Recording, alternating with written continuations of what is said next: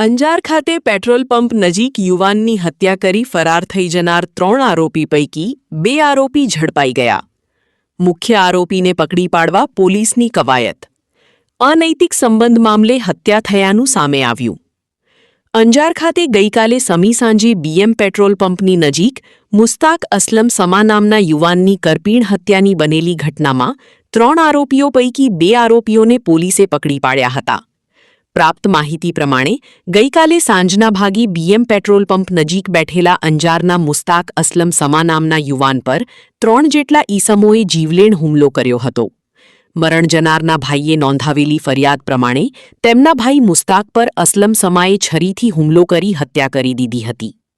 આરોપી અસલમની સાથે એક અજાણ્યો ઈસમ પણ હતો તેવી ફરિયાદમાં નોંધ કરાવ્યા બાદ અંજાર પોલીસે આ અંગે તપાસ હાથ ધરી હતી. જેમાં મરણ જનાર મુસ્તાક સમાને આરોપી અસલમ સમાની પત્ની સાથે અનૈતિક સંબંધ હોવાની શંકા રાખીને આ હત્યાને અંજામ અપાયાનું સામે આવ્યું છે. પોલીસે જાહેર કરેલી પ્રેસનોટ પ્રમાણે મુખ્ય આરોપી અસલમ સમા અને તેની સાથેના 2 જણા મોટરસાઇકલથી આવીને મુસ્તાક પર અસલમ સમાએ હુમલો કરી દીધો હતો. બાદમાં આરોપીઓ મોટરસાઇકલથી ફરાર થઈ ગયા હતા.